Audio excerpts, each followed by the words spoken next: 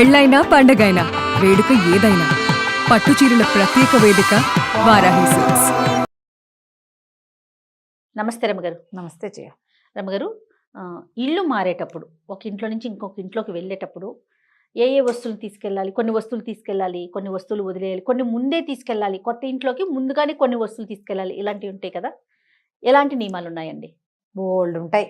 అవునా? లేవనుకుంటే ఏమీ ఉండవు. పాలు పొంగించడం అనేది సాధారణ నియమం. ఇప్పుడు దాని మీద అడుగుతూ ఉంటారు జయ, నాకు కొన్ని మెసేజ్లు వస్తుంటాయి. మీ మెసేజ్లే అడుగుతున్నాను నేను. నా ప్రశ్న కాదు, మీ ప్రేక్షకుల ప్రశ్న. అదే, మేము ఇల్లు మారుతున్నాము, ఈ రోజున మారచ్చా, మా ఆయన పేరు మీద చూడాలా, నా పేరు మీద చూడాలా, అబ్బాయి పేరు మీద చూడాలా, మంచి రోజు ఎలా చూసుకోవాలి, ఇప్పుడు ఇది ఆషాఢంలో ఇల్లు మారచ్చా, అబ్బో బోల్డ్ అన్ని ప్రశ్నలు. ఆషాఢంలో ఎందుకు మారకూడదు ఇల్లు? ఇల్లు మారటానికి ఏమిటి? ఇది శూన్యమాసం కదా, ఇల్లు మారచ్చా? ఇల్లు మారాలి, ఇంటి ఓనర్ ఒప్పుకోలేదు, ఏం చేస్తాం?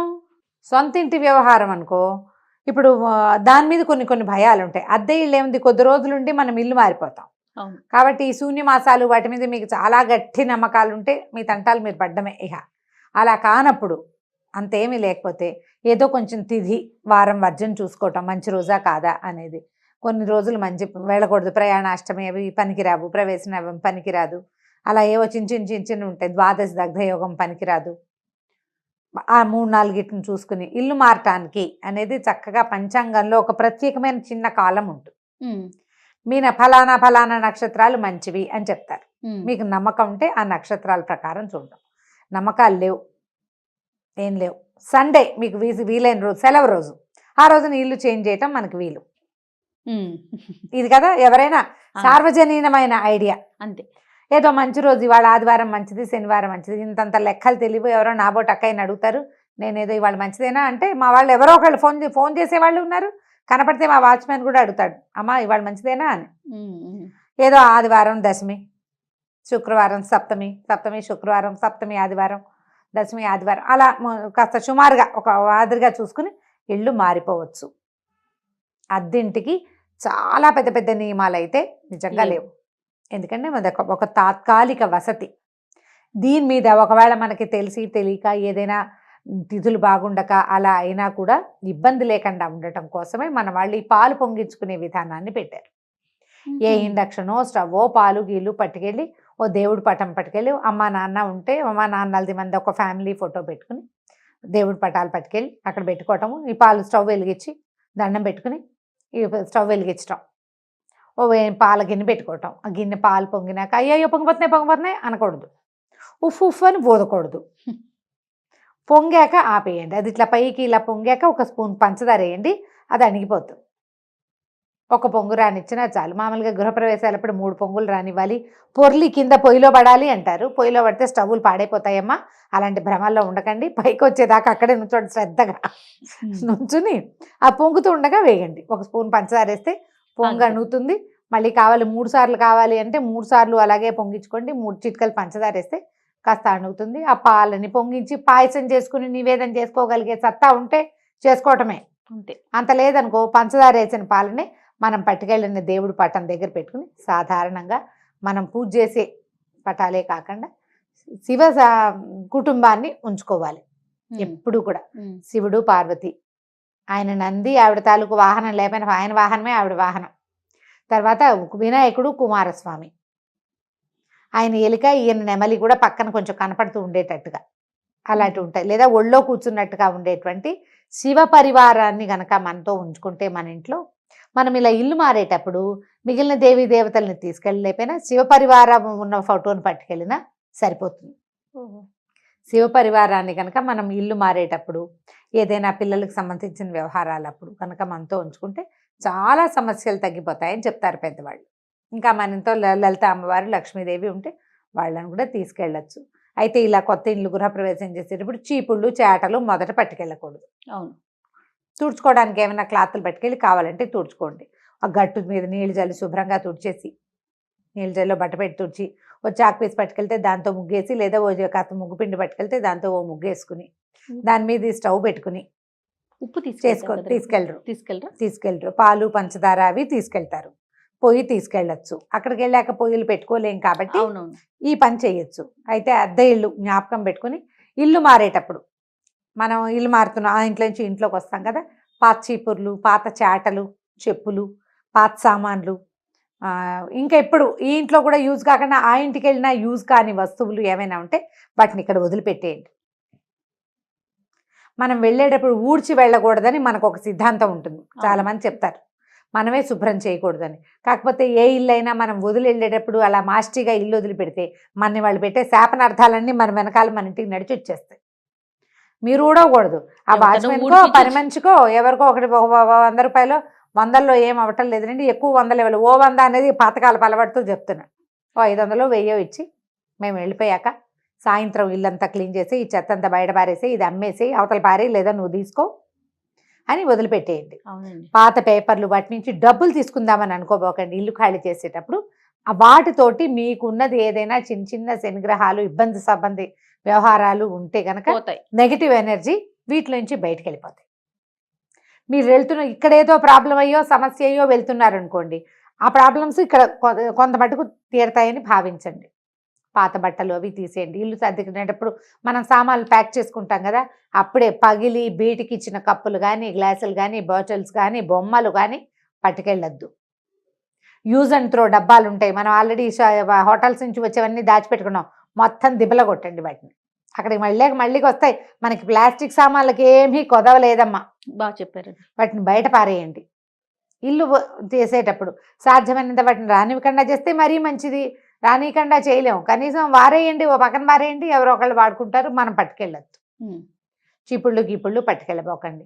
అయితే రోళ్ళు రోకళ్ళు వదిలిపెట్టబోకండి. రోలు మన ఇంటికి శ్రీ మహాలక్ష్మి. సాన్ ఒకటి రోల్ ఒకటి వదలకూడదని అస్సలు వదలకూడదు. సానాలు వదిలిపెట్టకూడదు, రోలు వదిలిపెట్టకూడదు. మన రోలు రోకలి, చిన్న దంచేది, కుంకుడుకాయలు కొట్టుకునే రాళ్ళు, గంగానమ్మలు, అవునండి, అవి మనతో పాటు పట్టుకెళ్ళిపోవాలి. ఇవి మనతో పాటే ఉండాలి. మనకి నిత్యం సామాన్లు కదా, మనం వాడుకోము. పోనీ నువ్వు వాడుకోమనుకో, ఇది ఎందుకు ఇది నాకు అంటే ఎవరికైనా ఇచ్చేయి. పాత ఇంట్లో చెత్తతో పాటు వదిలిపెట్టి వెళ్ళకండి, లక్ష్మిని వదిలిపెట్టినట్టు ఇచ్చేయండి ఎవరికైనా. మేము వాడుకోవట్లేదు ఆంటీ మీకు కావాలా అని పక్కింటి ఆంటీ నాబోటి వాళ్ళు ఎవరైనా ఉంటే రోడ్లో ఒకలి ఇచ్చేసేయండి. పని మనిషి దానికి ఆసక్తిగా ఉంది, అమ్మాయికి ఇచ్చేయండి. వాచ్మెన్కి ఆసక్తిగా ఉంది, ఇచ్చేసేయండి. ఫ్రెండ్స్ ఎవరికైనా వాళ్ళకి, కొంతమందికి దంచే సరదా ఉంటుంది, నాకు భయంకరమైన దంచే సరదా చేయ, నాకు చాలా ఇష్టం.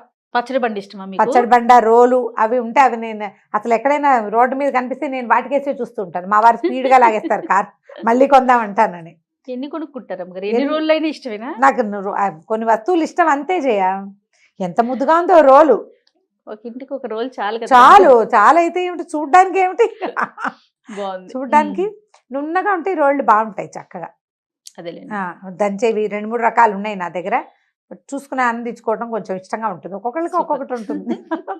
ఈసారి నేను చెన్నై వెళ్ళినప్పుడు మీకు ఇంకొక రోల్ తెచ్చిస్తాను, నున్నగా ఉండాలి. అది చేయలేరా? ఆ పనులు రావు, అవి అలవాటు ఉండాలి కదా, ప్రాక్టీస్ ఉండాలి. అంటే చూడడానికి దాని మీద సరదా లేదా, నాకు రోలే సరదా.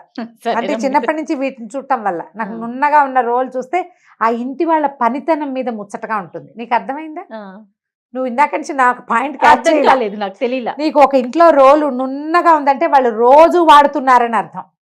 వాళ్ళు పనిమంతులు, చక్కగా మిక్సీలు అలాంటివి వాడకుండా రోజు దీంట్లో పని చేస్తున్నారు. వాళ్ళు ఎంత హెల్దీగా ఉంటారు. ఎన్ని పాయింట్లు ఉన్నాయి దాంట్లో. సూపర్, బాగుంటాయి సరదాగా. మీరు ఇలాంటివి చేయబోకండి. ఎక్కడికైనా ఇంటికి వెళ్ళేటప్పుడు ముందే ఎక్కడెక్కడ మేకులు కొట్టుకోవచ్చు, ఏ వస్తువు ఎక్కడ పెట్టాలి అని ఒక అవగాహనతోటి తీసుకోండి ఇల్లు. ఏదో ఒకటి మారిపోయి తర్వాత మన దగ్గర ఉన్న సామాన్లు ఎక్కడా ఫిట్ కాక మళ్ళీ మారే ఇది కాకుండా మనం కరెక్ట్గా మన దగ్గర ఉన్న వస్తువులకి వేటికి కరెక్ట్ ప్లేస్లు, వాటికి సరిపడా ప్లగ్ పాయింట్లు ఉన్నాయా లేదా. తర్వాత కొన్ని వాస్తుపరమైన నమ్మకాలు కూడా ఉంటాయండి. వన్స్ వెళ్ళిపోయిన తర్వాత ఒక 2-3 రోజుల్లోనే మళ్ళీ బాధ వస్తుంది. అయ్యో తప్పుగా చూసుకున్నామా, మళ్ళీ కరెక్ట్ గా చూసుకోలేదని. అవన్నీ కూడా ముందే చూసుకుంటే అద్దె తీసుకునేటప్పుడే ఇల్లు కొంచెం ఆలోచించుకుని ఇక్కడ ఈ వస్తువులు ఫిట్ అవుతాయి, ఇక్కడ ప్లగ్ పాయింట్లు కావాలి, ఇక్కడ వాస్తు సరిగా లేదు, ఈ పాయింట్ మనకి సెట్ కాదు, ఈ దిక్కు నాకు సూట్ అవుతుందా అవదా. నాకు అంటే ఆడవాళ్ళకి అనుకోద్దమ్మా, ఎప్పుడు కూడా యజమాని భర్త, హస్బెండ్, ఒకవేళ మీరే ఎర్నింగ్ పర్సన్ అయినప్పటికీ కూడా ఇంటి పేరుది అతనిదే గోత్రం, అతనిదే ఇంటి పేరు నడుస్తుంది కాబట్టి భర్తలకే చూసుకోవాలి. దీని మీద ఎటువంటి వాదోపవాదాలకి తావులేదు. ఇది తప్పదు, అంతే, ఇది తప్పదు. సో ఇలా చూసుకొని పిల్లలకి వేరే వాస్తు, మీకు వేరే వాస్తు ఉండదు. ఒకవేళ అక్కడ ఆ ఇంట్లోకి వెళ్ళాక పిల్లలకి ఏదైనా ప్రాబ్లమ్స్ అయినాయని మీకు అనిపిస్తే కనుక ఇంట్లో ఏమైనా గ్రీన్ ఎక్కడ ఏ కార్నర్ బాగుండలేదు అనిపిస్తే అక్కడ ఆకుపచ్చటి మొక్కలు ఏమైనా పెంచుకోండి. తప్పనిసరి అర్జెంటుగా వెళ్ళిపోవాల్సి వస్తుంది, ఏదో ఒక ఇల్లు తీసుకుంటాం, దాంట్లో వాస్తుపరమైన ఇబ్బందులు ఉంటే అక్కడ ఒక దేవతా ప్రతిమని పెట్టుకోవటము, ఒక పటం పెట్టుకోవటము, ఒక చిన్న మొక్క పెట్టుకోవటము, ఒక చక్క బింది ఇతడి బిందె పెట్టి దాని నిండా నీళ్లు నింపి పెట్టడము, తరచుగా నీళ్లు మార్చేస్తూ అలా కూడా పెట్టుకోవచ్చు. పూర్ణ కుంభం నిండు కుండతో నీళ్లు, మట్టిది కాకుండా ఇత్తడి అలాంటి పాత్ర ఏదైనా కూడా అలా పెట్టుకోవచ్చు. గిన్నె కాదు, నోరు తెరుచుకుని ఉండకూడదు, ఇట్లా చెంబులా ఉండాలన్నమాట, మూతి చిన్నది ఉండాలి. మూతి చిన్నది ఉండాలి. అలా పెట్టుకుంటే కనుక ఇలాంటి సమస్యలు కొంచెం తగ్గుముఖం పడతాయి. ఇల్లు మారేటప్పుడు మీకు కావాల్సిన చెక్ లిస్ట్ ఒకసారి పెట్టుకోండి. ఇల్లు మీకు ఎలా కావాలి, మీరు చూసుకున్న ఇల్లు ఈ చెక్ లిస్ట్ని మీట్ అవుతుందో లేదో, 80% మీట్ అయితే మూవ్ అవ్వచ్చు, అంతే. దాని ప్రకారం చేయండి. ర్యాండమ్గా ఏదో ఒకటి వెతికేసి వెళ్ళిపోవద్దు. వచ్చిన తర్వాత రకరకాల సమస్యలు వచ్చి చీదరగా ఉంటాయి. పూట పూట ఇళ్ళు మారటాలు కూడా చాలా ఖర్చుదారీ వ్యవహారంగా ఉంది. ఇంకా మనం చాలా అదృష్టవంతులం, మన ఏరియాస్లో అంత ఎక్కువ ఖరీదులు లేవు. అంటే సంవత్సరం రెంట్ ముందే ఇచ్చేయాలి ఆ గోళలు లేవు. ఈ కర్ణాటక ఆ సైడ్ అంతా 15 నెలల రెంట్లు ఇవ్వటాలు. చెన్నైలో కూడా అంతే, చెన్నై కూడా చెన్నై బెంగళూరు ముందు వెళ్ళేటప్పుడు ఇల్లు మొత్తం వెళ్ళేసి వేసి ఇవ్వాలి, క్లీన్ చేసి ఇవ్వాలి. చాలా ఉన్నాయి, పోలీస్ కేసులు అయిపోతాయట, చాలా గందరగోళం అక్కడ.